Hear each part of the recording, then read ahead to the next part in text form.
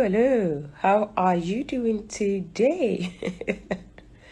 Welcome to another edition of Quarantine with Dr. Adi. Can you hear me properly? Please let me know if you can hear me. Can you hear me? Hello, everyone. It's been a while, a long time no talk, long time no have Instagram live. How's everyone doing today? I am so thrilled to be here, and yes, uh, let me get our guest to come in. 1 second. Okay, great. Um, Thank you everyone for your patience. It's so nice to have you here, Dr. Keelan. How are you? I am good. Outside of that little technical snafu, it's a wonderful. Great. Thank you so much for agreeing to come on here with me, guys. So a couple of days ago, we did this poll, and you guys on Instagram, Facebook, and Twitter said you want to learn how to kind of put an SOP together. I was thinking, okay, maybe I need to find somebody to kind of come in the show, but okay, we have a short notice. But luckily, Dr. Keelan posted something about SOP that she used for a PhD program. Then I read that. I'm like, oh God, I think maybe if she's free, maybe we found ourselves the right person to talk about this topic with me. So Dr. Keelan, she is amazing. She has a consulting company that does this actually for people. So I feel like, this is someone who has gone through the graduate school process. And this is someone who also does this for people. And recently she partnered with another colleague to actually do a few pro bono reviews of this. So I feel like, okay, this is someone who loves people, who really genuinely want to help. So I thought, all right, let's get some help to the people on this network. Thank you so much. I want to talk a bit about what we do. So this is Quarantine with Dr. Adi, guys. Welcome back. So when lockdown started, there were a lot of concerns. People were losing jobs, and people were wondering, what are we supposed to do with ourselves at home? So I kind of felt like maybe every Friday I would hang out with my audience just to encourage them. And we sort of went from encouraging them into what are the things we can learn. Maybe people are still going to have to keep on doing their lives, right? COVID is here, but we still have to reach our goals. So we started treating different topics. So this is one of the topics that people have been concerned about that I haven't touched because life really did move on, despite the fact that COVID is here. So welcome back, guys. Some of you have written to me. One of the biggest concerns for SOP is, all right, I don't understand what the school wants. Is it statement of purpose? Is it a motivation letter? Is it personal statement? And yes, we have an expert in the house. Dr. Keelan, do you want to tell us a bit about yourself? Sure. You are so kind. So thank you very much. We have funny classifications for experts, right? So I'm not an expert because I have a PhD in English language, but I have been through the process, and so try to leverage that to help folks. My name is Keelan Bishop. I have a PhD in cancer biology. So I'm one of the I'm originally from Oakland, California.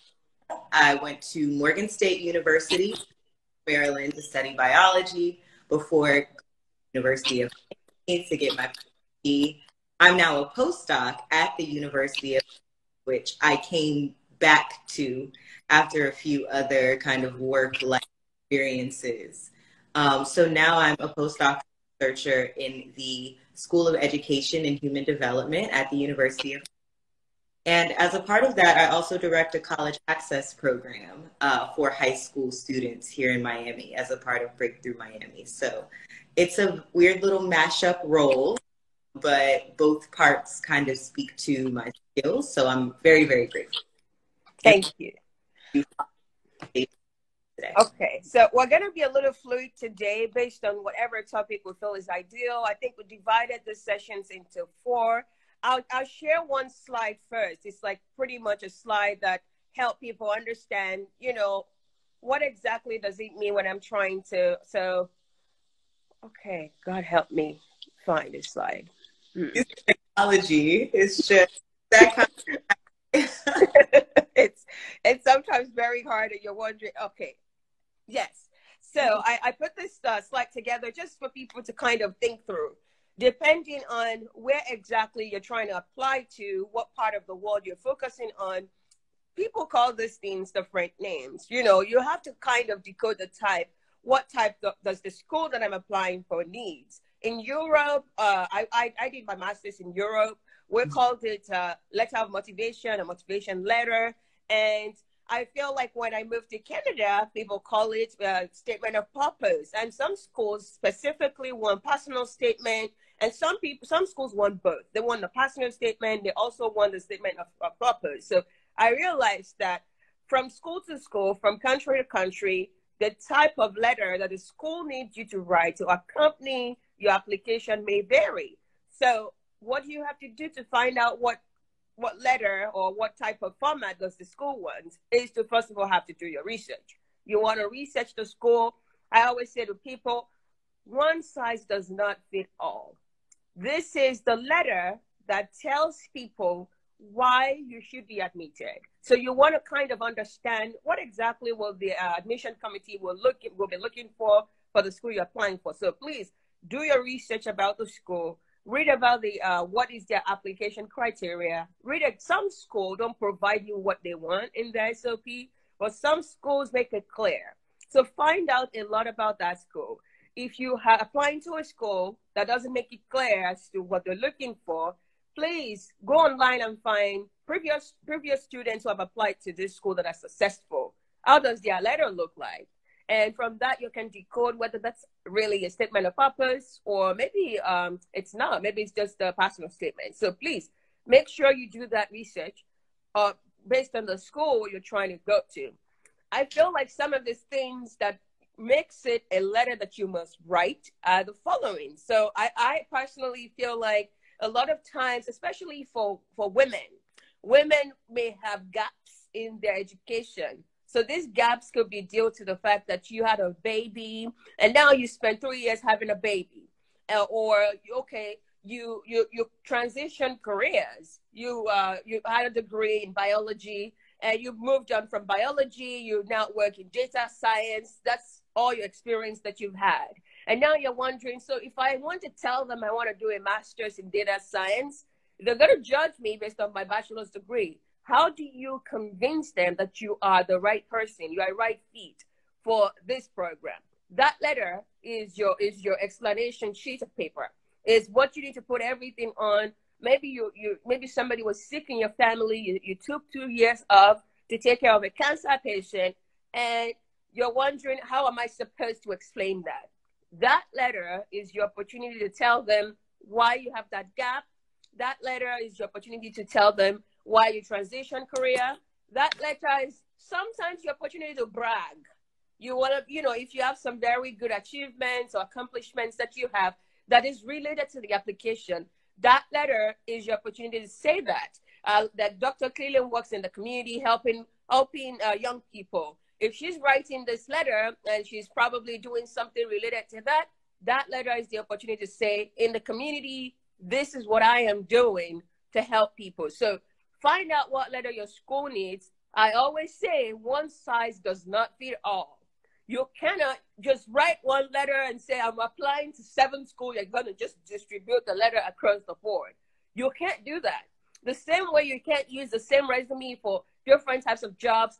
Please don't just create one letter and blow the internet or the schools with that. You're not going to make sense. And please tailor this letter. This letter has to be tailored to a school specifically based on what they're looking for.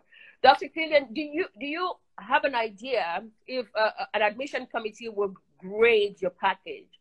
What is the weight of this letter? So you have to think about it like this.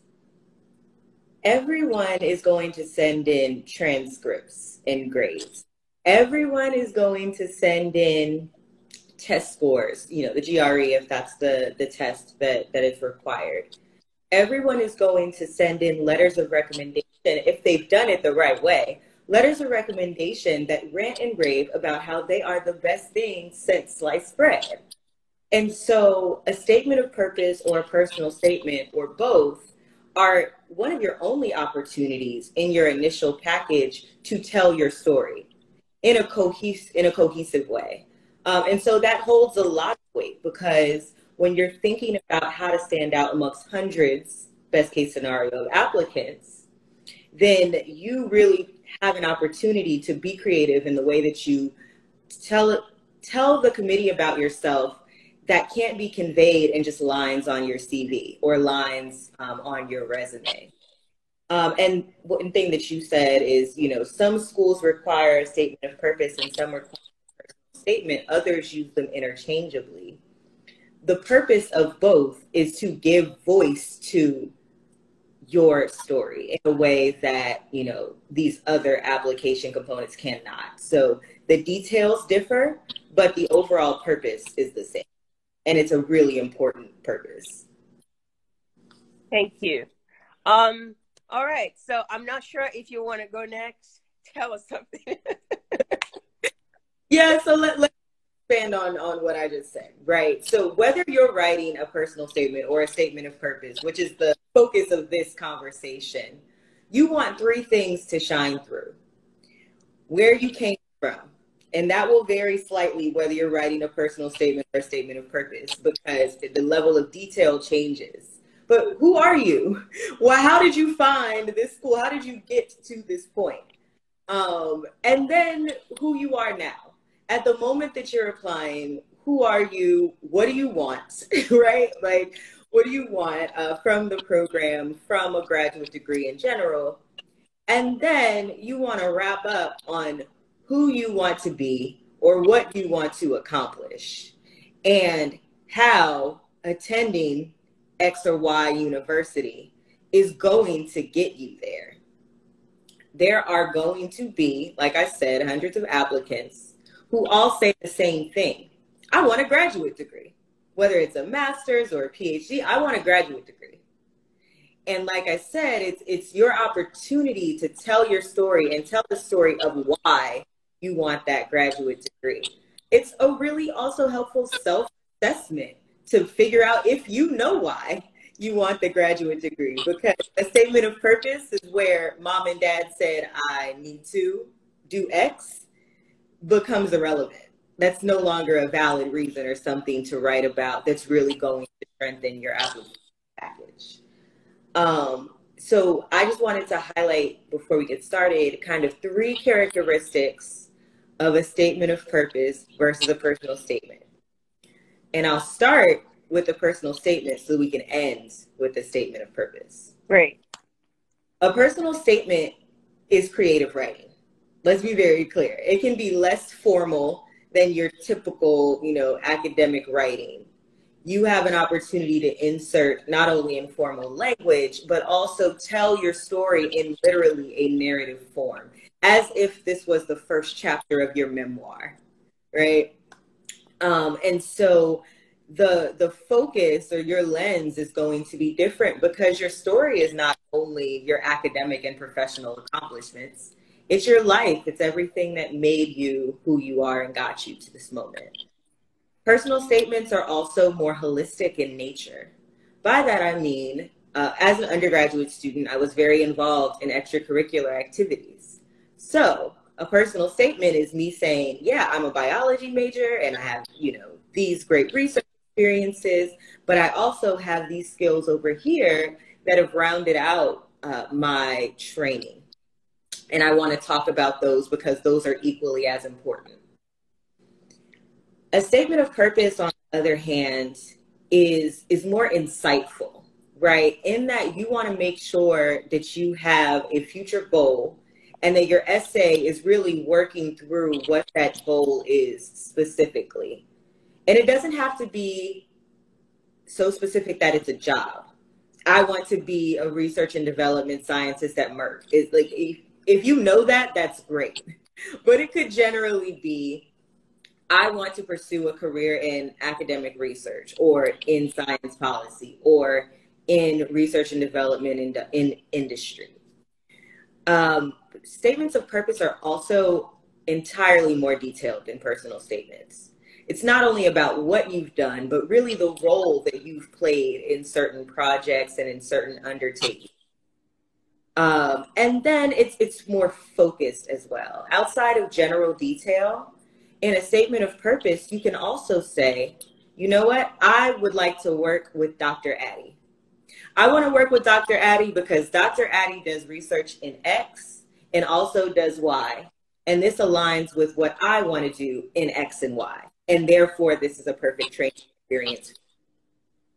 When you're describing your fit to the program or specific program components, you are describing them in a way that is immediately relevant, recognized relevant to your academic and professional goals. So it's less holistic in nature, you know, it's very focused, it's very detailed. And it should be noted that there are great ways to make your document fit both criteria, but to your earlier point, that is still going to have to be changed from school to school. There is no just subbing in the University of Miami for Emory. It's not really going to work if you've written your document. Great. Thank you. So I was thinking about this and I put the slides together. And I think what's in this slide is exactly what you talked about. That a personal statement is more, it's less formal. It's not as, you know, you don't put everything in there. But a statement of purpose is well defined. You have to hone your skills. If you have certain techniques that you know how to use, that you think you bring to the table, it's what sets you apart. It's going to kind of add value to a particular professor's research. I think that's where you really kind of go all out and kind of, you know, I feel like most people need to understand that you're telling a story still, but you don't just take a fact and move on. It's going to be boring.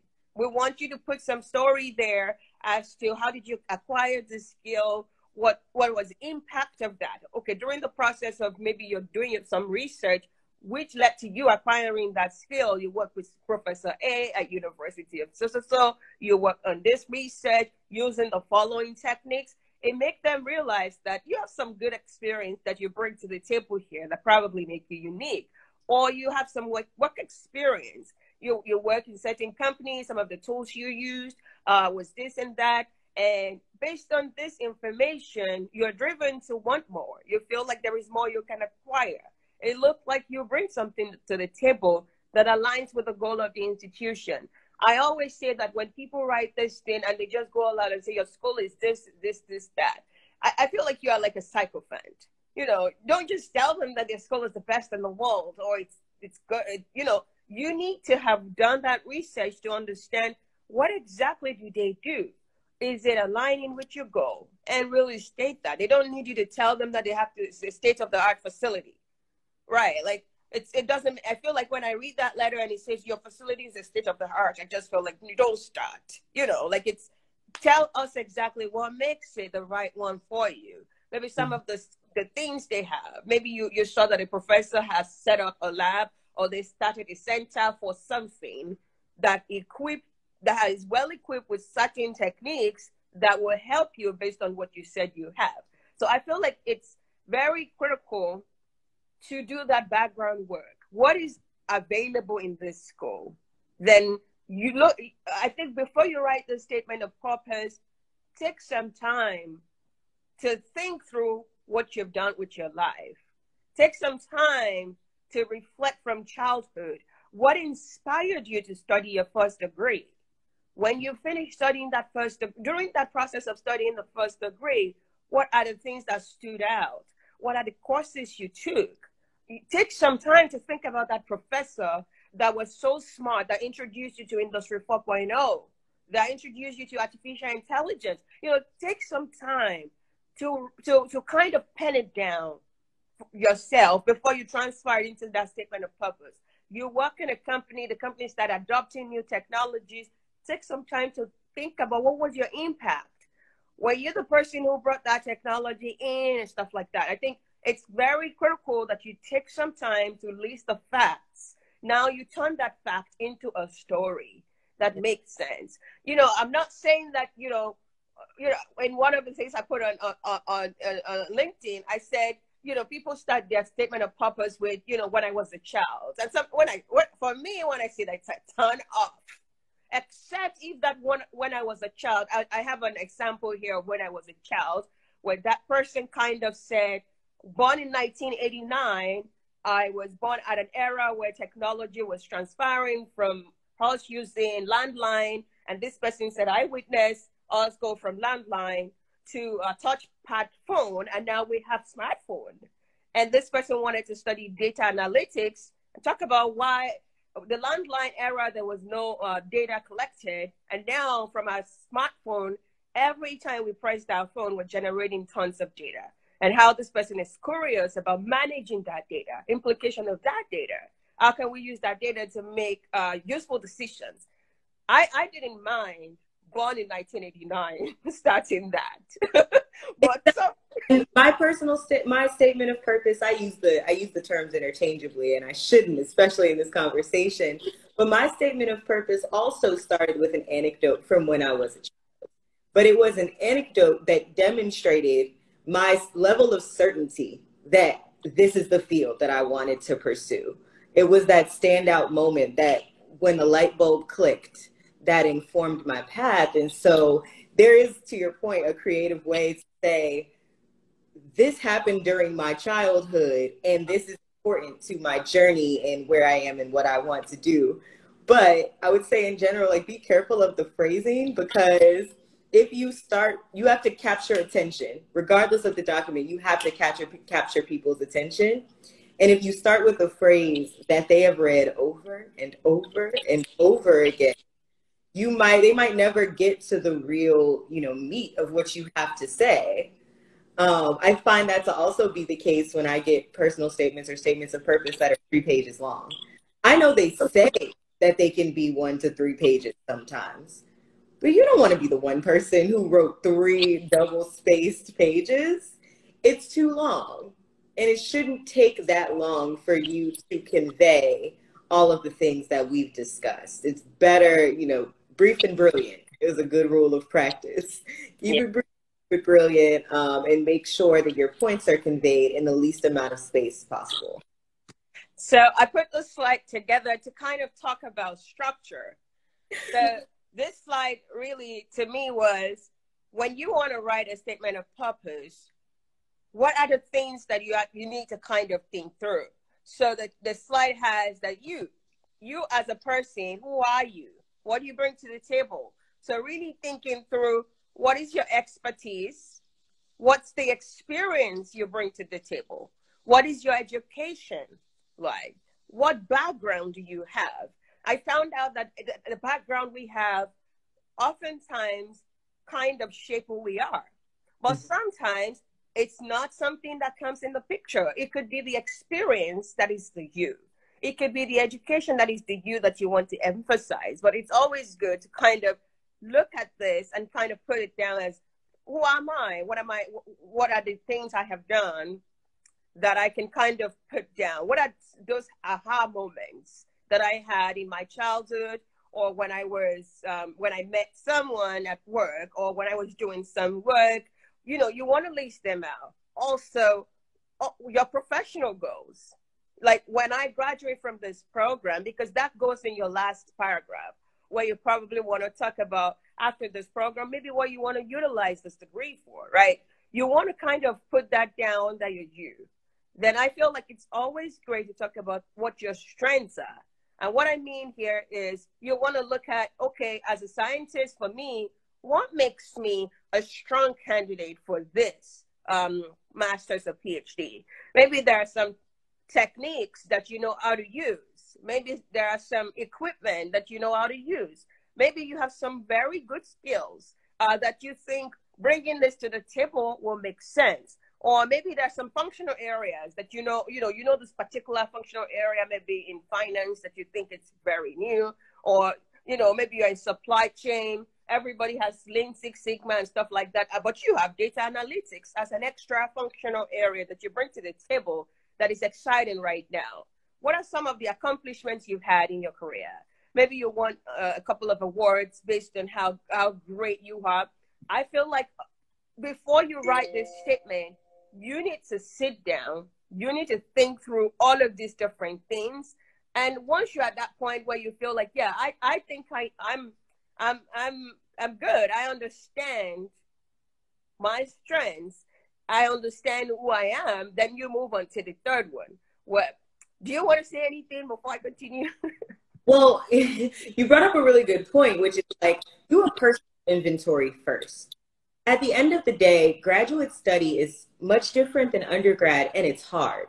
And so you are a better candidate if you show that you have a why in this, that you have a purpose in this, that there is something driving you, because that will be the same thing that drives you through hard times.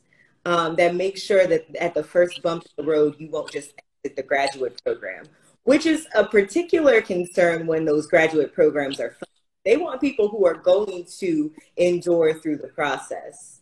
So I think that's really important to do, not only for this, but also, like I mentioned earlier, to make sure that you're a good candidate at that moment for graduate study. Yeah. Also, when you're doing that inventory, I think it's also important to inventory your weaknesses. Maybe you're not right about those, right? Or maybe you come up with a spin, but you want to be able to demonstrate as well that if you have any challenges, either as a part of your personal story or in your academic or professional domains, that you are able to learn from those and pivot those into something positive. That doesn't mean that you had no research experience and then you switched labs and you had 6 first author publications in 6 months. It doesn't have to be that drastic. It can be, I went to a university, they did not have funding to do research that I was interested in.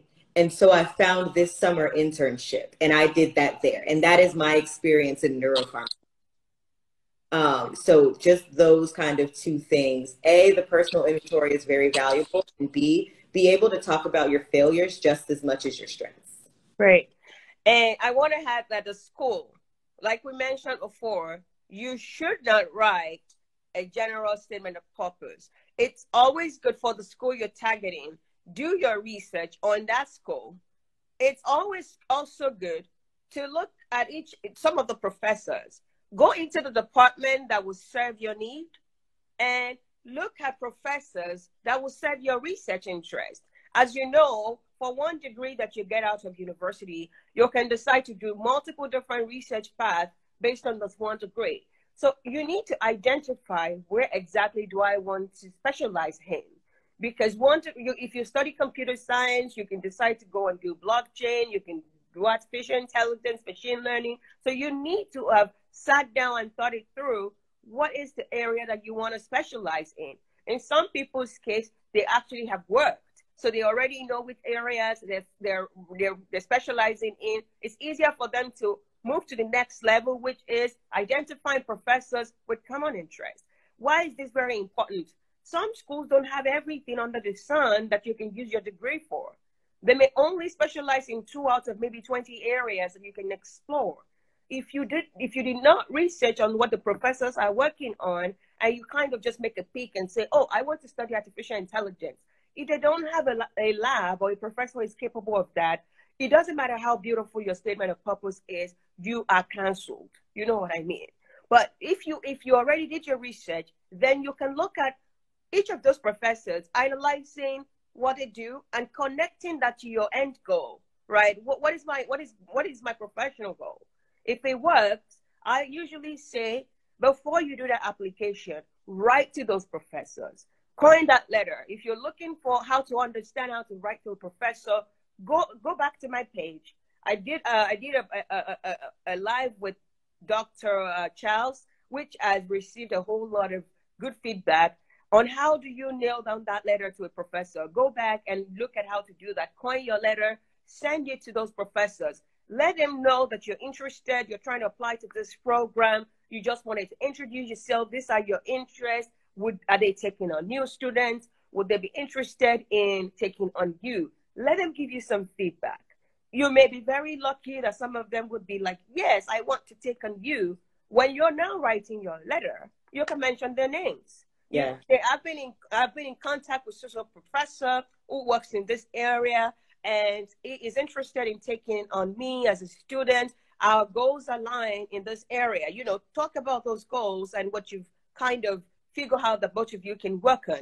Please do not go just straight and say, I'm applying without introducing yourself to those professors. If they have their faculties on their pages, I think you should do that. Why? It helps you because most of the people who are on the admission panel, who are reviewing application, will have these people who understand that area, right? So the professor you've spoken to could be on there. And when a professor sees that you've talked to somebody within the school who said yes, they can't deny you. It's already sure that, all right, we need to this is just formality. They already have their relationship.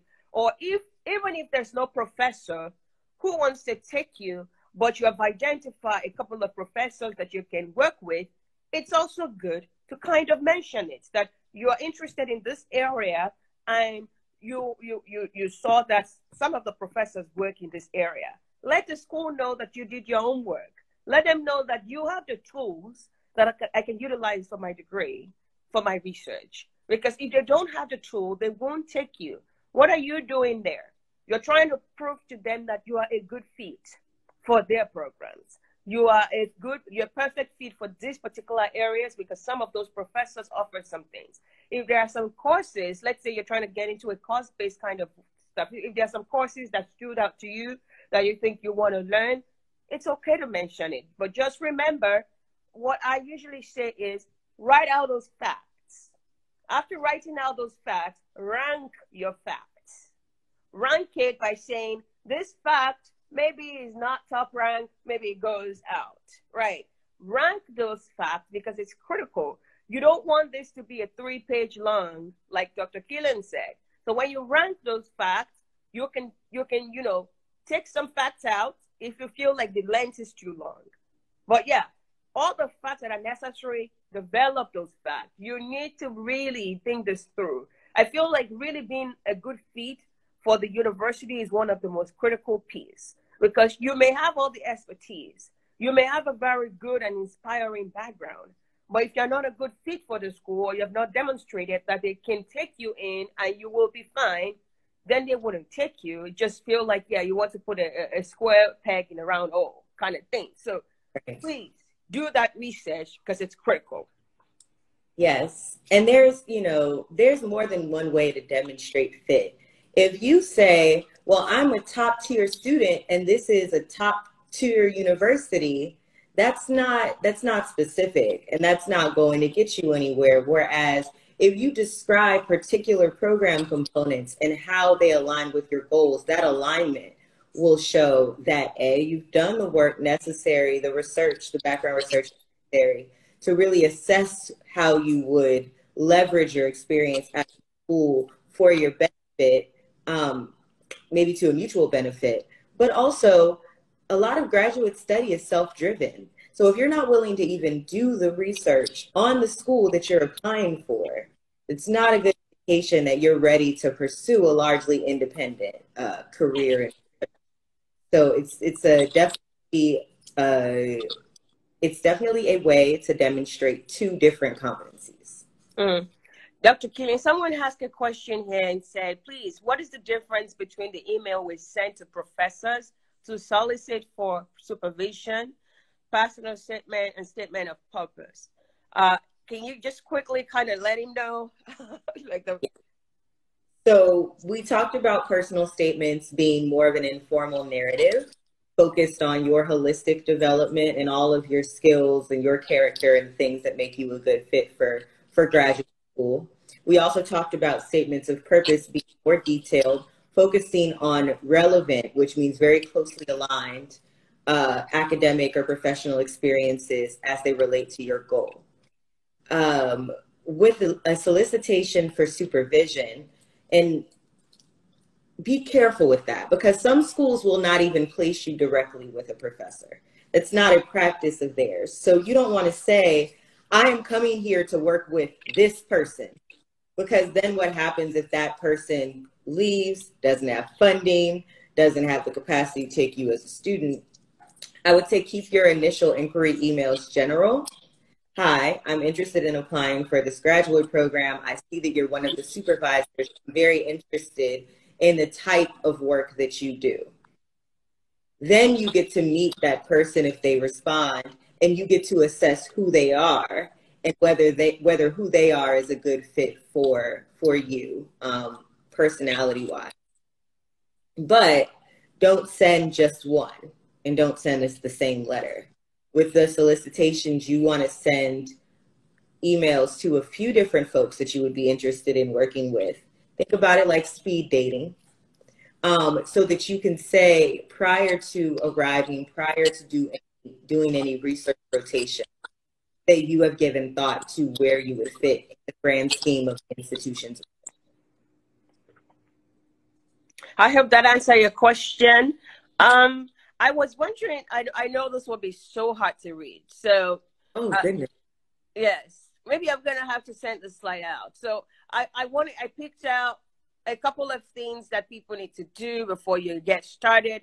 I think we've talked about it. Like the first one to me was do your own work. Do your own work on the school. You want to make sure that everything you need to know from them, you do know. You want to know when the application is closing. You want to know how many pages or how many words is required in your personal statement, because some schools have limits. Some say 500, some say 800, depending on the school. You want to know that. You want to get familiar with the faculties, so you kind of know what kind of research they're investing in. You want to kind of just do your own work. Critical. And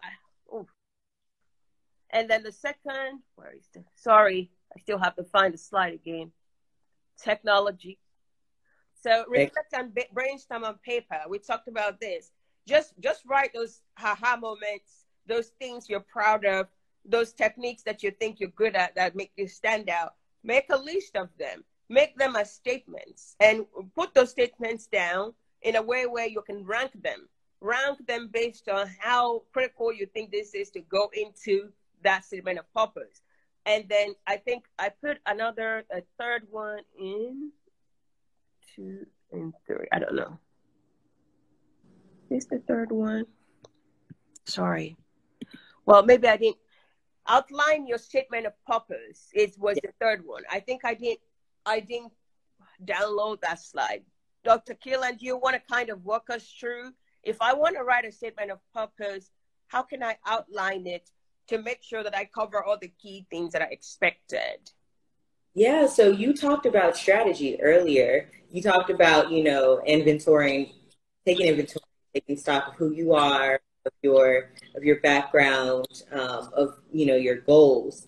And once you do that and you have your kind of informal bullet points, what you want to do is lay them out, like I said earlier. It's where you came from, who you are, what you want to do now, and where you're going / what you want to accomplish. Start placing them based on that. You might have an introductory and a middle, body and a conclusion paragraph. But definitely start placing things. And then to your earlier point, start thinking about the story. When I get personal statements or statements of purpose to review, it's hardest if they are not in narrative format. It's harder to review them if they are just general statements of facts, because I don't know what's the most impactful part of the story or the storyline if I don't know the client or know the person. And so put it into narrative form. If your outline puts you over the page limit, that's fine. It's always fine to have more material than less. What you'll end up doing is writing out every possible thing that you could say about yourself and your goals and what you will do and who you will be in this world. And then you start cutting and whittling down to what is the most relevant or the most impactful or what is likely to make you stand out the most. It literally and I don't know what everybody else's creative process is, but I use Post-it notes. Mm-hmm. I put them on Post-it notes, and Post-it notes can be rearranged or they can be arranged, period. And so if you do write things out on paper, consider transferring them to some kind of format that will allow you to literally assemble a storyline, and to shift that storyline when necessary. Okay. So I put, based on what you said, I'm showing this slide because I kind of explained that a bit. I help people with resume, and I say to people, there's something called the 6-second rule. If a recruiter sees your resume and in 6 seconds you're not making sense, that resume goes into the trash. And I want to tell you that 6-second rule is also applicable when you're writing your SOP. That means you need to make sure that your introductory paragraph, you create a hook in that paragraph. It has to hook them. So you need to think about, what is the bank in my story? What is the bank in my journey? If your own bank is your academic, scholarly work, put it there. If your bank is something that has to do with your upbringing, put it there. If your bank is what I explained, somebody said born in 1989, this is how I've seen from zero data, we now have tons of data, and this is how this have shaped me. I studied computer science in my bachelor's. This person said she created a startup company that was working on data analytics after her bachelor's, and now she thinks she wants to build on that. That's why she wants to do a master's degree in data analytics. That bank, she put it in the first paragraph. That's a bank. This person already put multiple stuff. I was born, I have been a data person all my life. I'm a curious person. This person is already saying, I'm accomplished. I started a business from scratch. I have a startup. This person already said, I have a bachelor's in computer science. So I'm a good fit because I have a good background in this. All of those went into that person's first paragraph. I also have another letter here. This is the one I'm sharing. From working poor to elite scholar. That's pretty much, this person in her chapter 1 stated there how she got married when she was 19. How she worked as a bartender and had to work her way. While doing that bartending, she still she said by the time she was 24, she was already divorced. And despite that, despite all of those challenges, she enrolled in a community college and worked her ass off to send herself to school, working in this particular area, because she thinks that people like her deserve an opportunity. So she was focusing on social work and all of that. That's a bank. That's a seller. Because if you're looking for a social worker, you need someone with empathy. You need someone who have worked in your shoes. And she's saying, don't worry, have worked in your shoes. So when you put your story down, you need to ask yourself, where is the bank here? And it doesn't matter what that bank is. It could be, your bank could be, I found a professor in your school. This is the person's name. And this is my work. This is the professor work. That's your bank. Put it there. It could be like this person's journey from 19, she got married, she divorced, everything just was all over the place. That's a bank. It could be like that data person. One size does not fit all. And this is why I would tell you, don't copy anybody's statement of purpose. Don't just go on social media or online and find somebody's story and feel like, yeah, this looks like it. That is not your story. You need to kind of highlight your story in Post-it notes, like Dr. Killian said. And when you read each of those, find the one that it's a seller. You know, in Nigeria, I would say this one is a banger, my people. So find that banger. You know, we say like a banger is like a fireworks. So you release a banger, a fireworks, and then it just boom.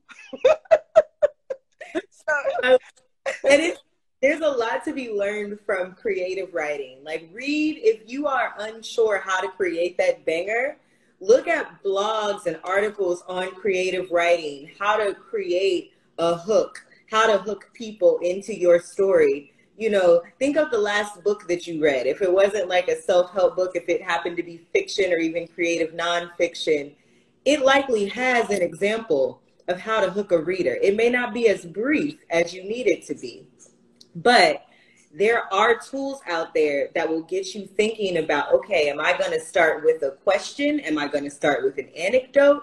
Am I going to say something that is completely wild and crazy? So they just want to keep reading so that I can clarify what I'm talking about. There are tools out there that you can read about and then employ to inform your writing. Yes. And then everything has to say how to create a hook for a statement of purpose. Because if you Google that, it's going to be a lot smaller of a search than just creative writing hooks. Yes. So please look at the different methods that I'm going to send you guys this slide. If you are not on my mailing list after this, I'm going to put my mailing list in my on my thing. So please be there. I'm going to share this after. I feel like, you know, I feel like hooks vary. If you're trying to do a PhD type of hook, it's good to make it sympathetic and stuff. But a PhD hook, you want to kind of be a little bit of a researcher there. I read this hook, this one that I'm showing here. This person is a researcher, wants to do a PhD. And the hook for this person is talking about, you know, how this person, as I've learned, how by microscopic analysis, how this information improved designs. You know, this person kind of infused scientific hook in there and explain some very good science, their point, defect, dislocations. You know, in chapter 1, this person already have those bright keywords, but it's still a story. It's still a story, but it's a scientific hook, right? So you need to kind of think through what excites people in your field. I'm a material scientist, right? So when I read this hook, this was a hook for me. Somebody in another field will read this and it was so boring and they'll feel like it's full of jargon, nonsense.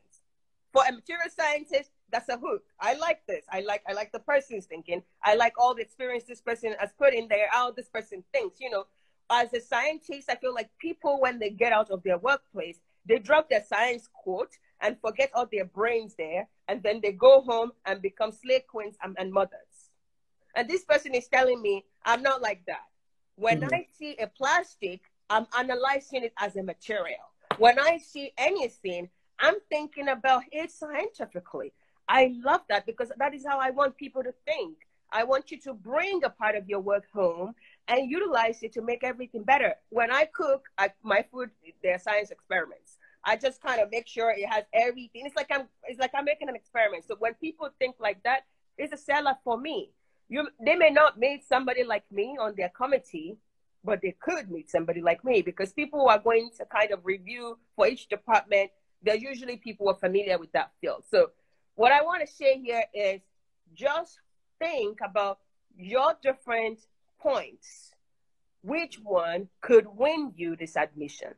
Rank them on order of severity, excitement, priority. Put the one that you think is the best. Like if you found a professor, one of the letters here, the person categorically said, all right, this is my interest, and Professor so and I have been discussing, and the person said he would like to take on me as their student and doing the following research. You know, they already kind of map out what that person is going to do. It would be bad if he didn't put it in the first chapter, if he went and talked about his childhood. Because what if that person who is reading doesn't know he already has a professor? They will try to rank him like everybody else. But because that's a hook for him, once they see that he already has a professor, they're going to take him out of the pool and set him as one of the high priority ones, because there is no two-way here. This professor needs the student. They're in a good space. We only need to check a few things and this person is going to be admitted. So anything that makes you a seller, like that person who put in his application that she already had a startup and all of that, that could be something that is interesting for that school. If you're trying to go to MIT or Stanford, they like self-starters, they like people who are going to be the next unicorn, right? They want those next unicorns to come from their school. So if they see that you already have a startup, they will be interested in helping you get better because you're going to have a label of their school. You know, what is your hook? We need to find that. What is your hook? Yes, and we talk a lot about hooking them, but you should also be hooking you. You should also, when you read your personal statement, you should be like, ooh, I did. Who are we talking about? That person is amazing. Oh, wait, that's me. Like, you should have the same kind of reaction that you want others to have. You shouldn't be sacrificing your excitement to hook somebody else, because most likely, if you don't feel passionate about the way that you open your writing, it's going to trickle down to the rest of your writing. Whereas if you find a story or a statistic or a descriptor or a question that you open with and you're passionate about it, the rest of your writing will convey that excitement. So hook them, but also like hook yourself and test it on yourself. Close the document, close your computer, open it back up later and read it. And if you don't go, ooh, that's not the one, you have to try again until you get there. Yeah. I have a bad example here of, you know, how a statement of purpose shouldn't look. So this person wrote here and said, growing up, I always loved maths and science. I was that weird kid that liked calculus and algebra. And I thought that chemistry was fun. And because I excelled in those things, my aunt, Jean, always told me, Kinsey, the best way to use those interests and apply them to a career is to pursue a profession in healthcare field. This person literally told us, my aunt is the reason why I am doing this, and she's the one who told me that's what I should do. You know, I really didn't know, and she said I should do that, and that's why I'm here, because that's what I'm listening to, right? There's a better way to convey all that he just said. Like my editing brain kicked in immediately. Like, nope, that's too long. Nope, that should have moved there. He could have said, I was a child with an uncanny interest and ability in math and science. That led my aunt to take notice and encourage me to look at whatever he's applying for. And then he could have gone into how he actually came around to realize that that's what he wanted to do. But the fact that he took, it was like 3 or 4 sentences to get there. To get there, it's already too much. To your point, 6 seconds, it's already too much. So I think that's another great example of, that might have been the way that he wrote it in an outline. That should have been the way that he maybe wrote it in an outline. But then you want to take it and you want to throw some black pepper on it. You want to spice it up and make sure that it is brief, brilliant, concise, specific, and, you know, hooks people in to learn more about the fact that, you know, you had to, I hope that you came to realize that your aunt was right. That she set you on a path, but then you pursued that path. You weren't just told, yeah, you should pursue health sciences, and then you just kind of started applying from there. Yeah. I want to mention here that the reason why I shared this is because I want us to talk a bit about tone. Because we've told them, list it all out. When they list it all out, how do you communicate this in a manner that actually gets you to where you want them to get them to where you want them to get to? Because if you miss out on the tone, you may have all this information, you may have all these accomplishments, you may have the right strengths, but if your tone is wrong, your receiver is not going to get what you're trying to convey. They're blocked. And what that means is that you may be the best candidate and your tone is wrong.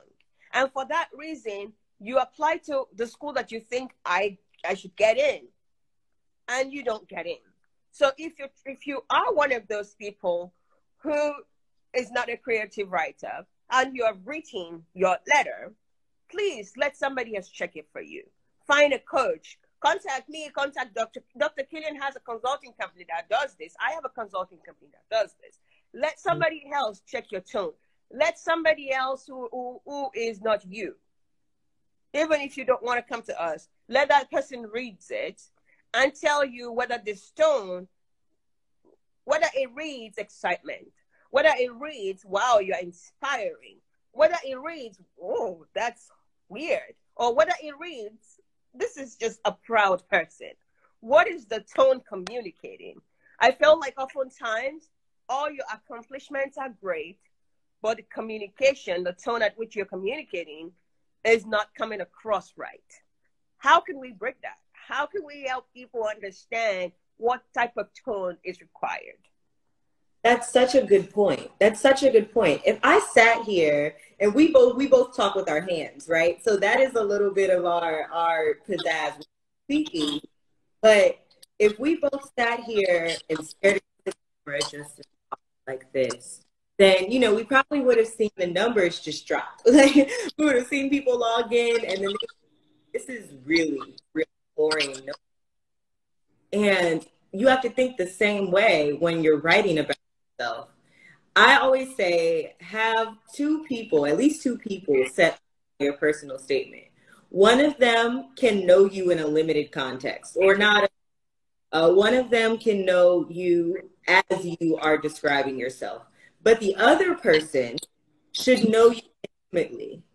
That maybe your parents or a family member or a child friend, but somebody needs to speak to two things. One, whether you do a good job of selling your accomplishments. So that's the person that might know you in a limited context. Maybe it's your research supervisor.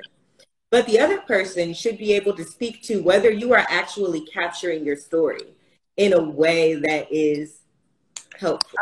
We're about to be cut off, guys. If this ends, we're going to join back. So please feel free to connect back to continue. I just wanted to see that. Yes. Okay, we're gonna leave and come back. We still have 1 minute 35 seconds, so you can keep going. Well, I was at the end of that point. Like, you want to have one person to basically say, you have a fascinating story and none of that is here, if that is the case. And one person to go, you are so accomplished and you're not doing a good job in telling how accomplished you are. So those are really important, just to have those two different sets of eyes. Yes. So apart from writing it down, please watch your tone at which you're communicating. It's very critical that we use the right tone. When we come back, I want us to talk about flow. Mm-hmm. And then a couple of topics to just help people kind of grasp how do I combine all of my achievement in a way that is not boring to people. Awesome. Okay. I'm just going to end it and start again because it's going to cut itself anyway.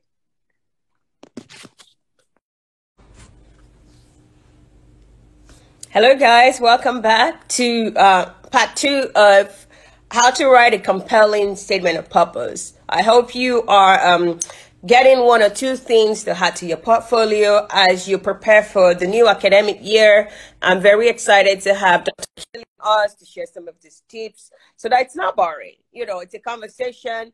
We'll want to know, how do you feel? How is this? Hi, welcome back, Dr. Keelan. I was asking the audience that they should share. They can let us know, how is this going for you guys? Is this helping you so far?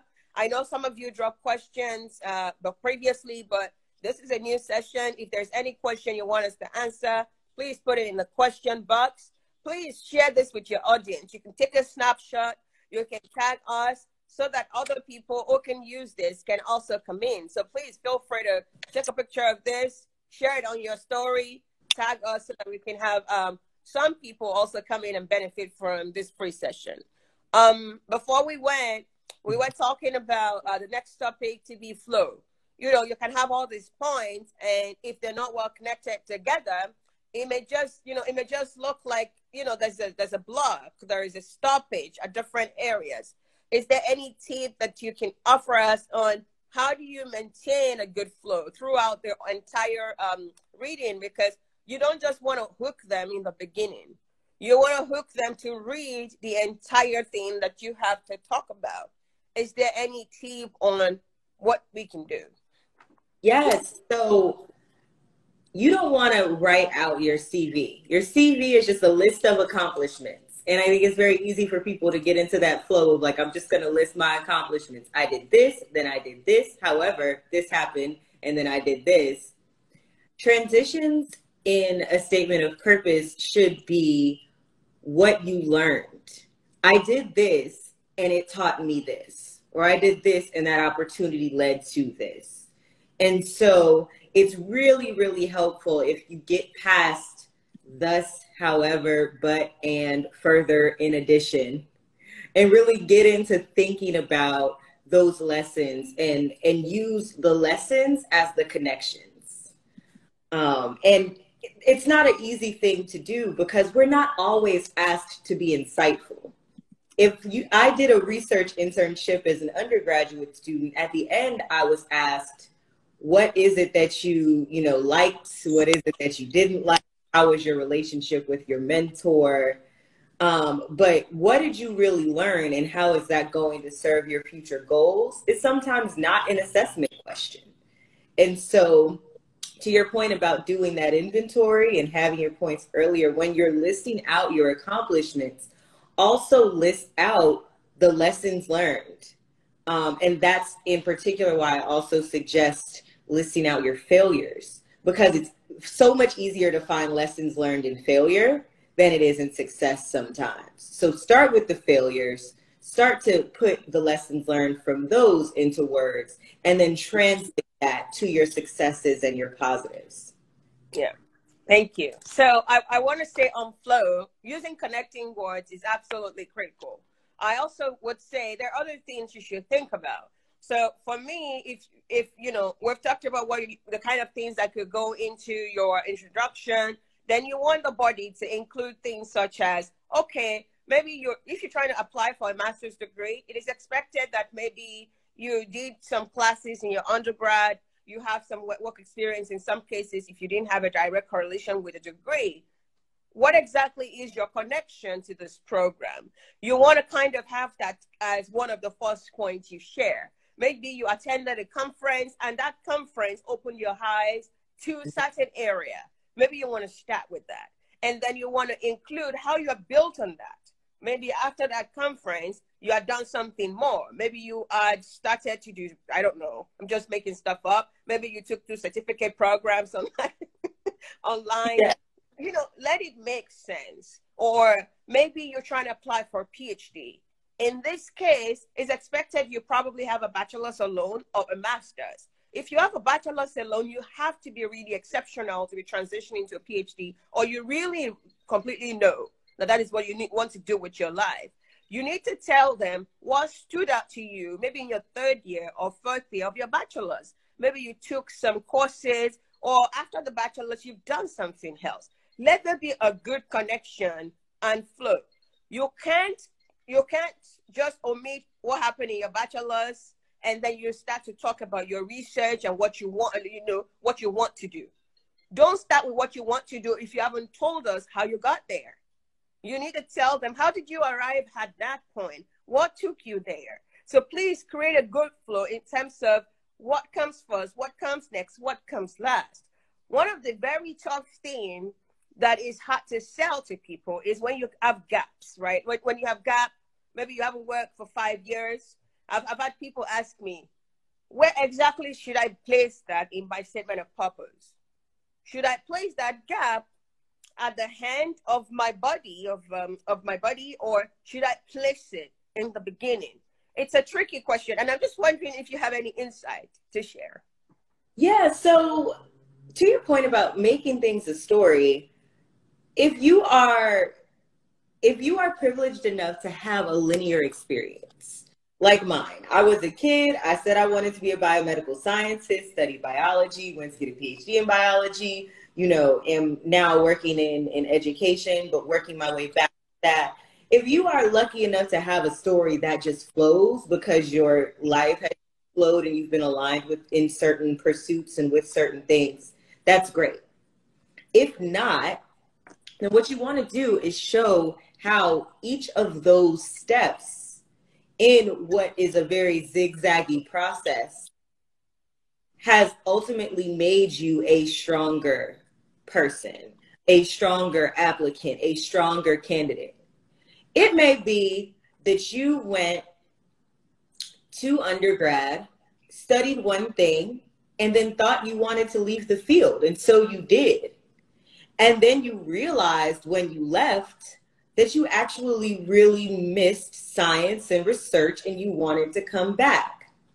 That doesn't mean that you start your story at when you graduated from undergrad and left the field, or you omit leaving the field, you figure out a way to sell the fact that you are now certain of what you want to do because you did something else. And Yeah. so it's all about the spin. It's really all about the spin and how you can spin certain things to set you apart, but also speak to the points that you're trying to make. And there is a way to spin everything. It just, the level of effort that it takes to spin certain things Yeah. varies. I want to add here, for those people who've called in and who are Africans, and maybe you live in Nigeria right now, I want to add in a few things. So I've read a couple of statement of purpose written by people like in Africa, maybe in Ghana, Zambia, Nigeria. And one thing that we use oftentimes is people talk about the hardship in their country. They'll talk about, oh, where I'm coming from, we don't have electricity, blah, blah, blah. I want to go back to tone here. There is a spin to that that gets someone angry. There is also a good spin to that that can win you that program. I've seen somebody, so I read one statement of purpose where somebody said that she witnessed a house collapsed and killed 15 people when she was 12. And that was the passion that drove this person to study construction engineering.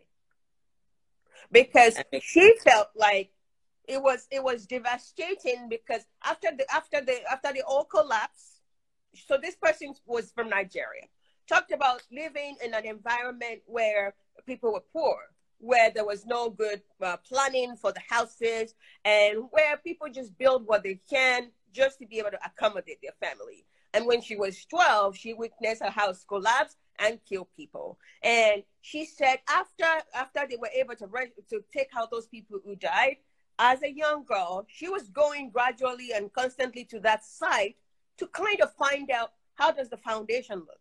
What are the things that weren't right?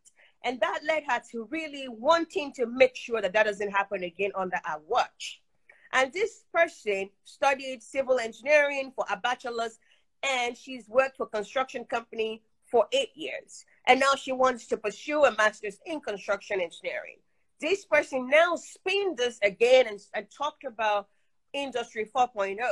This person also spin this again and talk about by the year 2050, the population of Nigeria will double, and how we're not ready in terms of housing, how we're not preparing for affordable housing, we're not preparing for learning about new technologies such as 3D printing being used to build houses. This person lashed out at Nigeria.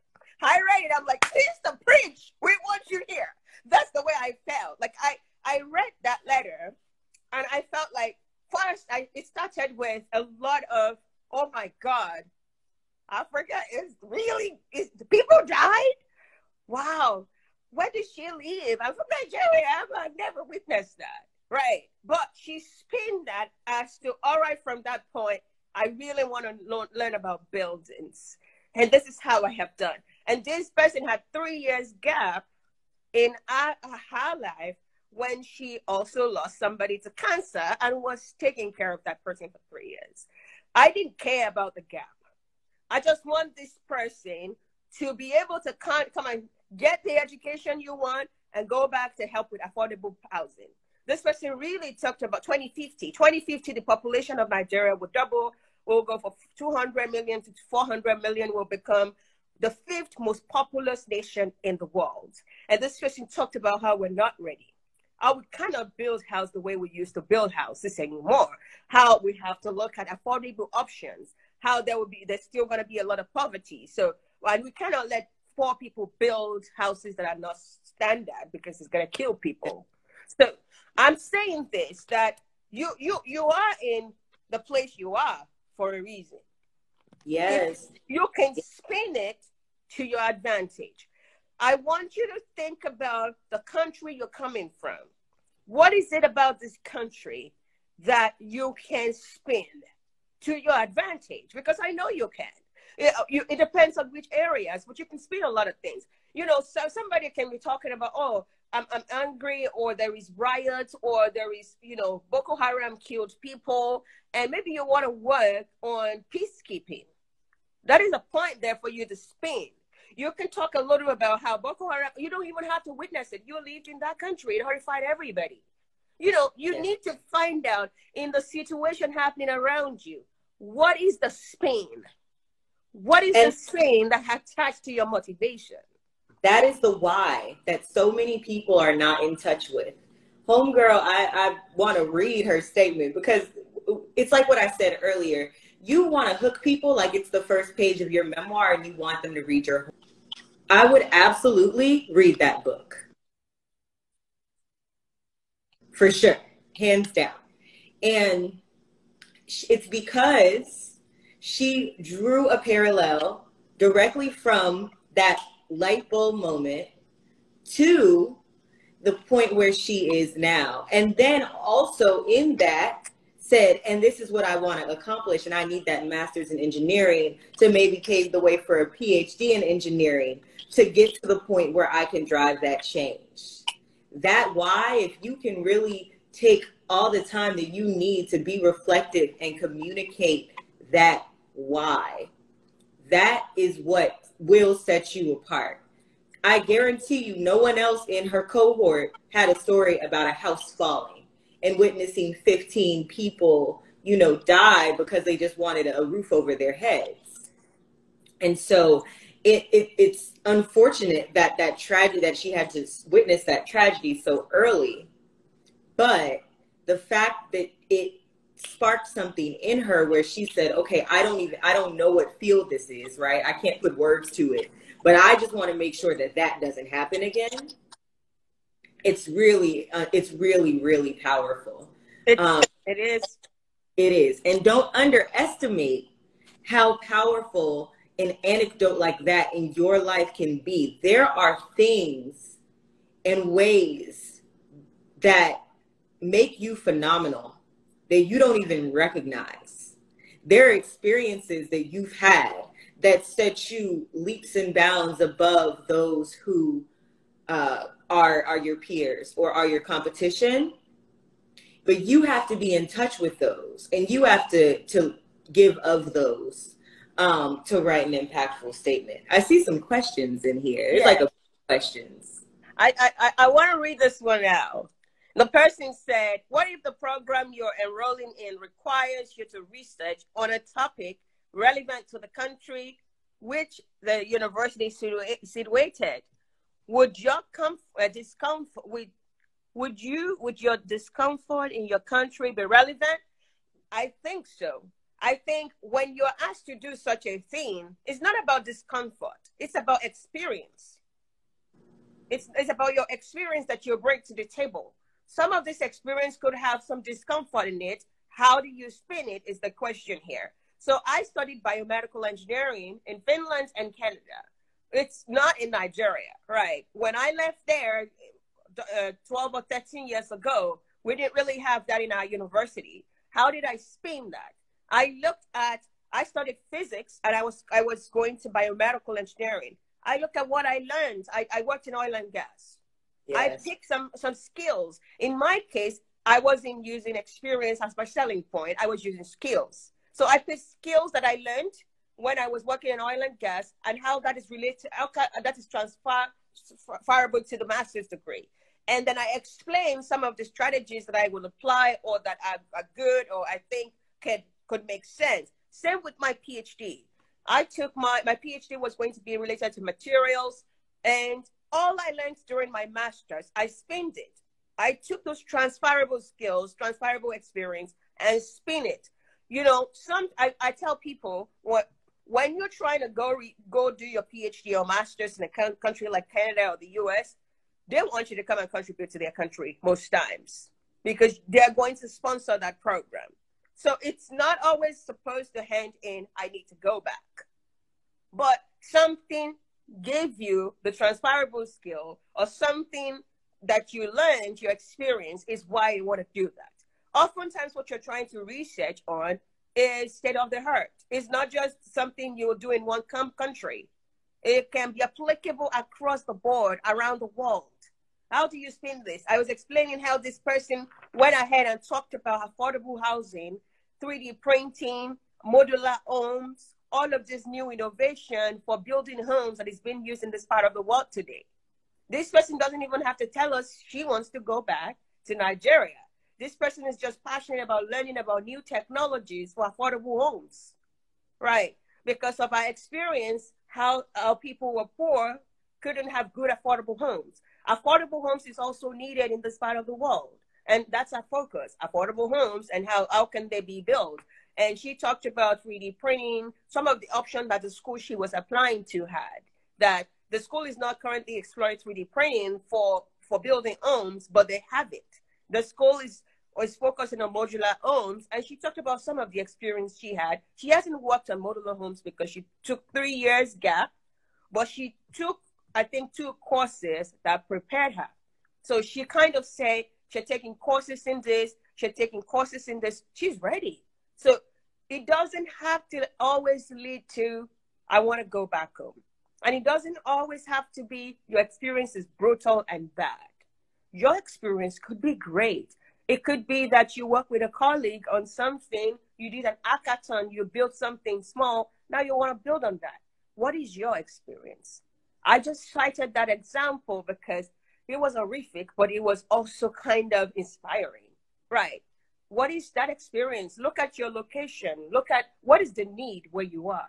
And how does that need apply to other places? So most schools really would be looking that you do a research that will benefit the country, the host country that is paying your tuition or the school that is helping you. But spin that experience that you have in a way that shows that you are prepared, you are passionate, you are going to give it all it takes because of that passion or that experience that you bring to the table, really. Yes, exactly. It perfectly said. I have this one slide that I wanted to kind of share with us. It's on the body. So I put here a few things to look at for the body of the letter. Can you read it? No? I can read it. Oh, a little bit. Okay. So what I put on here is, what are the things that you want to consider? So as part of your body, you have to show that you have some expertise or some skills or you know something. What are the things you should think about that can come into play there? So I kind of put there that if you took some classes that provided you certain knowledge that you hope can benefit the program you are applying to, you may want to kind of talk about maybe some of the things you learned from that class. Or if you have done maybe a research, some research assistance or research experience that you do during undergrad, if you did something related to that. Back home in Africa, when you take a bachelor's degree, you do a project. So that project that you did, if that project taught you anything that you think it can help you, I think that's something that you can put in. If you have left that career path completely, maybe you've gone to another career path, maybe that's no longer relevant for you. But I always say to people, if you've written anything, especially for us who are coming from other countries, it doesn't matter what color you are. If you're not born in the US or Canada, sometimes professors kind of feel like, can you speak English properly? So you need a writing sample. So if you have any writing sample, or maybe it's your thesis, or you've written a journal paper or any research paper, it's a good thing to highlight in your work. It may not even completely be relevant, but it's a writing sample. It tests not just your ability to write, it tests your ability to be a critical thinker. Because if you did write maybe or you co-author a paper, they are looking to see how do you think, what are the type of work you've done before to kind of gauge your experience. So if you have any publication, maybe that you co-authored, you want to state that. If you have something that you want to show up as an accomplishment, maybe you have a very good GPA, maybe you want to throw anything in there that is showing expertise, work experience, accomplishments, journal papers, courses taken, anything that help you show your strength in terms of expertise and skills. You want to kind of throw it in the body. I also always say in the body, you don't want to be too vague.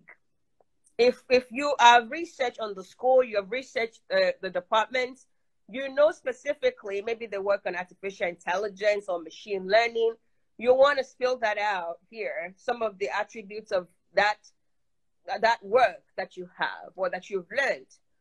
Don't just say I like your school because of state of the art facility. Tell them what they have in the school that you are really ready to take on. Tell them what two fields or what two areas you have researched on. Please make sure to kind of have something definite in there that shows that you know what you're talking about, you know exactly what you fit in, and you also have a skill that you're bringing to the table or some expertise or anything to support you to be able to get in there.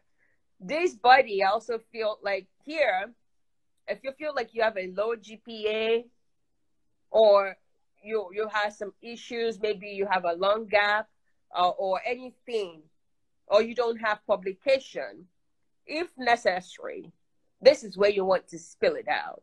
If you feel like it's a story that you're telling. If maybe during your undergrad, you were sick and as a result, your GPA was low, and you want to talk about that, I feel like this statement of purpose is your explanation to why things happen in your life, whether they're good, whether they're bad. You want to kind of state that here in a way that shows that you have overcome that, or it happened and have moved forward. So those are the things that I wanted to kind of talk about body-wise. Do you have any insights as to what else they can put in the body? So no, I think that was pretty comprehensive. I think that there's a temptation to list every single thing you've ever done. If there's anything that I would like to impart before we wrap, it's that it's not about how much you've done, but it's about the impact of what you've done. What are your most impactful experiences? And by impactful, that either is translation to publications, or it means just what has been most impactful for you personally. What has really informed what you desire to do. So that's kind of it. Just like make sure that you are not necessarily delineating every single thing that you've done in your lifetime, but instead that you are being selective. There were questions like way back. So I scrolled up. There's been a few questions about transcripts. No professor that's interested in you is going to look at your transcripts. Nobody has time for that. They will look at your resume if you send it, and your total GPA. But I don't find that professors have ever really asked my friends or I for transcripts. Do you feel the same way as far as reaching out to professors?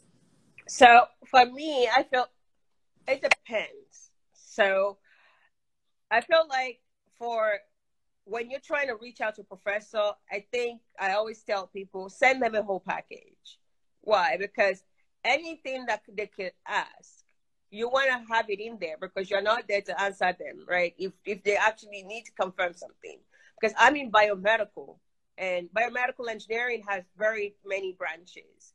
So if I put in my resume that I am a biomedical engineer, you may not know what's my major. You may not, oh, is she biomaterials? Or oh, is she medical physics? Is she instrumentation? Or, you may not really know what my specialization is. But if I have my transcript in there, if you are asking that question in your head and wondering, is she focusing on signal processing? You can click on my transcript and you can look at some of the courses I took to kind of make you kind of get that tummy comfort that I belong to where you really want me to belong to. Some courses are not like biomedical. They're straight to the T. If you're computer science, it's also the same. Computer science major can vary. So if you're trying to get a professor and that person is doing machine learning, and you said you have a bachelor's in computer science, that person may be a little confused and wondering, did you do networking? Did you do software development? They don't know. But if your transcript is close by, they could open it up and look at maybe the courses you took in your third and fourth year and kind of use that to gauge whether, oh, okay, you took this courses, you have some understanding of what I do. And that is really how I see transcript. But it's not all schools or all professors that are that detailed. It happened that when I was looking for a PhD, my professor who took me was that detailed. He literally, he asked, I didn't have it as part of my package. He asked for it. He asked for my transcript. I sent it to him. He asked me if I had any written publication that I could send to him that he would like a writing sample.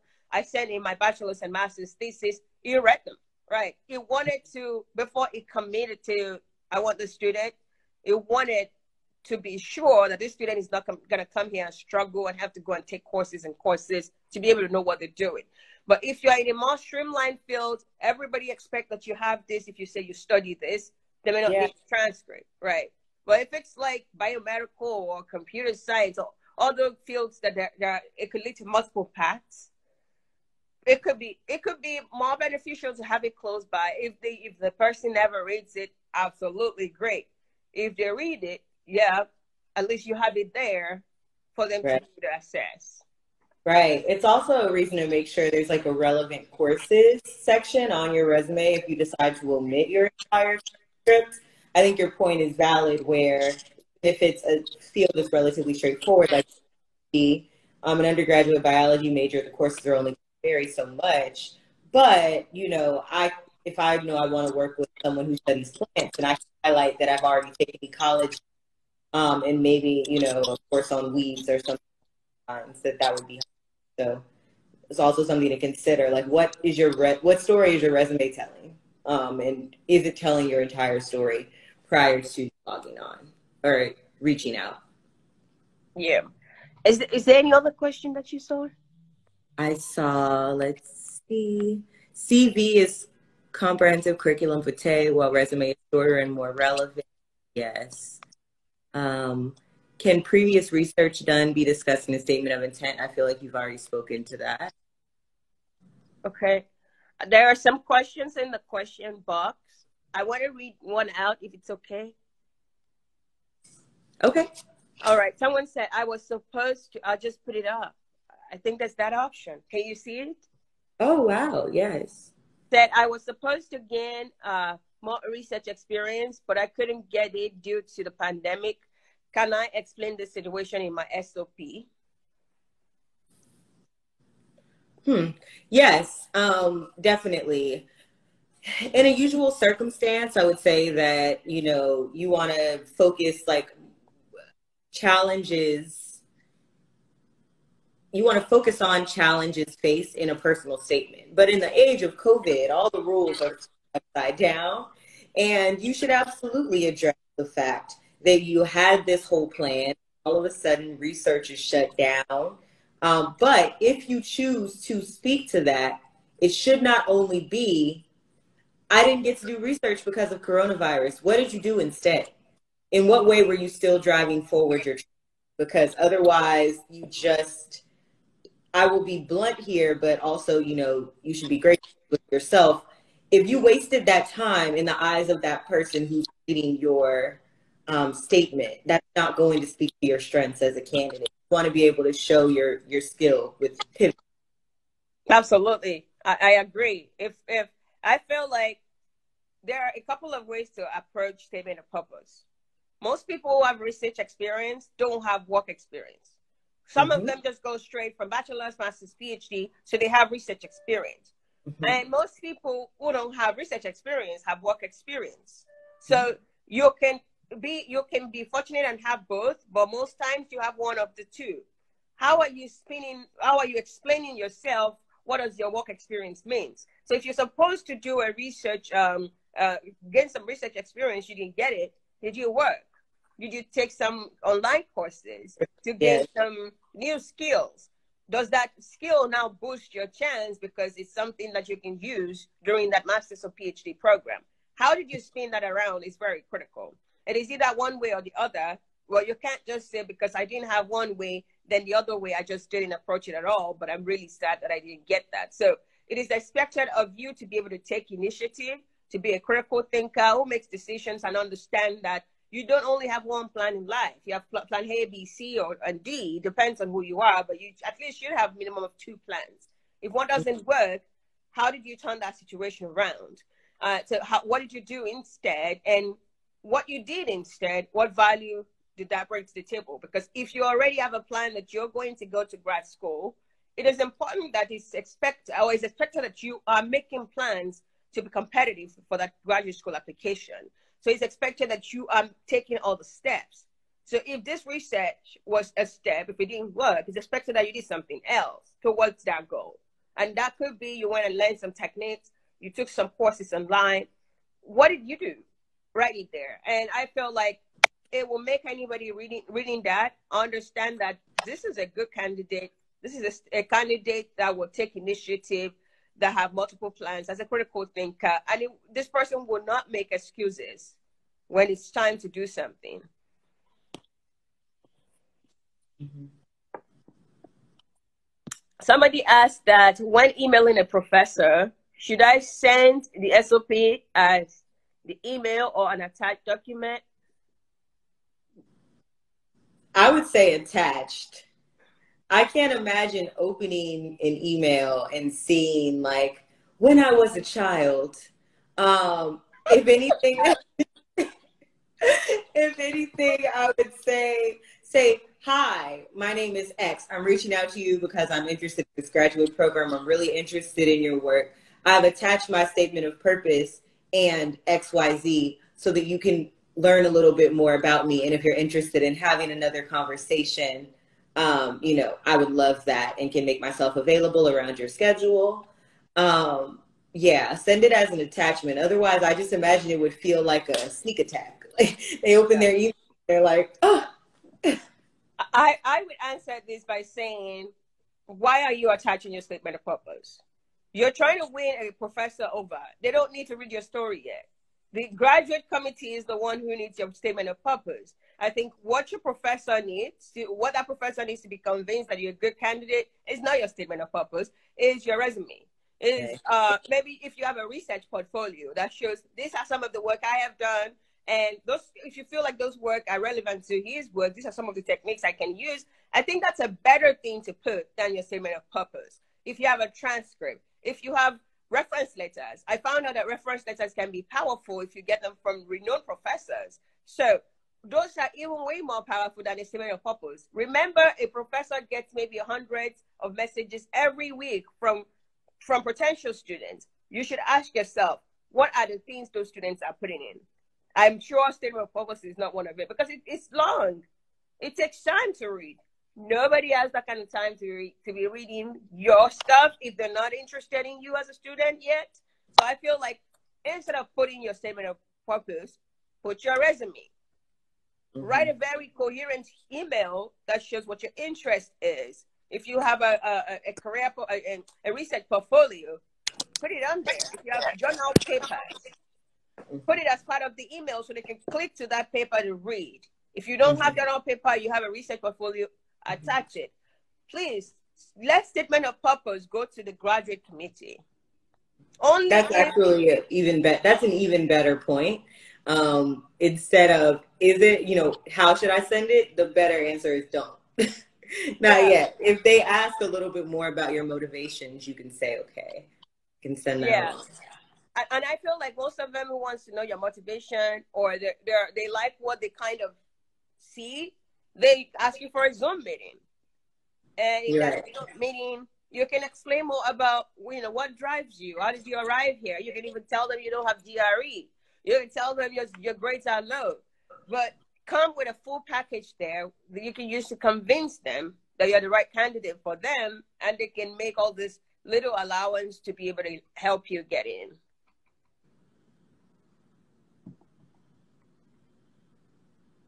In an SOP, how can a recent graduate make up for a lack of relevant research or work experience, but with great undergraduate grades? So if you have great undergrad grades, what you demonstrated is maybe knowledge, maybe potential. but you haven't necessarily had a chance to prove your worth, not even your worth. I hate that terminology, but to prove your level of skill in the laboratory. What you would want to be able to demonstrate is your ability to digest scientific literature that is informed by primary research, articles of that professors and things like that. And maybe that you have a valid reason for not having a research experience. If you went to a small, undergraduate focused teaching college and you didn't have an opportunity to do summer internships, then okay. But if you are a graduate of an R1 institution and you just didn't do research, then I would definitely take a sentence to speak to why, and make it make sense, if you will, before you just kind of skip past that. But there are, what I said at the very beginning of this live is applicants these days all have good grades. Many, I shouldn't say all, but like there are going to be piles and piles and piles of good grades. And so pay close attention to your statement of purpose. Pay close attention to the people who write your letters, and be very intentional about those other parts of the package that will compensate for your lack of research experience. So I want to add here that you said I'm a recent graduate. Are there other things that you did during that undergrad that can give you a boost? Extracurricular activities. Did you go for hackathons? Do you have skills that are really very good, that are notable? Because sometimes research experience is not everything, right? Like if you, for example, did an undergrad in Nigeria, you may not have research experience. You may not have work experience if you just recently graduated. What do you have? What do you have? Because instead of trying to kind of just hide under the fact that I didn't have research experience, what do you have? Do you have skills that you can show up? So, for example, if you maybe on your own you've learned some very good skills. I remember during my my undergrad, I learned some good skills that were transferable to my master's degree. I didn't work after my undergrad before I got into a master's program. I had to spin it with the skills that I had. I had to spin it with the coursework that I took. Some of the coursework that I took that offered very good skills, I mentioned some of them in my SOP because they prepared me. So you need to kind of think through, what are you trying to apply to? How does that relate to your undergrad? What coursework do you have in your undergrad that speaks to some of the things you've learned that prepare you for that position? Yes, you don't have the research experience, but how can you spin what you have in your hand to kind of show that you're properly prepared?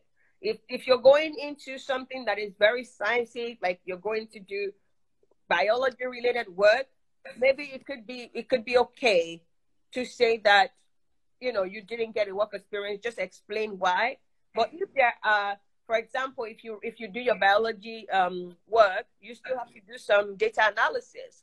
Maybe you have good statistical analysis background, but based on the courses you took, that is a plus. You may want to kind of say something on other things that you bring to the table that is not research, but it will enhance your research ability. So instead of seeing a negative, try to find other things that you can bring to the table. Because sometimes I feel like we overthink stuff. Yes. And that's why it's good to rank your facts. Rank the facts so that you know which fact is going to go in and which fact should not be in. I dealt with someone who had a gap in Korea, and the gap is not supposed to be there because it didn't matter.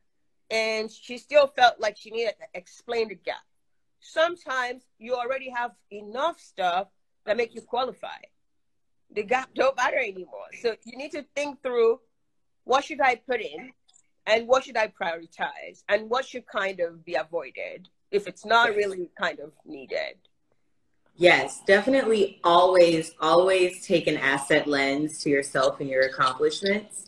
When you get into the habit of saying, well, they want this, this, and that, and I'm none of those, you are discounting all that you are. And that's not a good way to go into this. Like I said, you need to hype yourself, you need to big up yourself, and you need to convey that in your words and in your statement.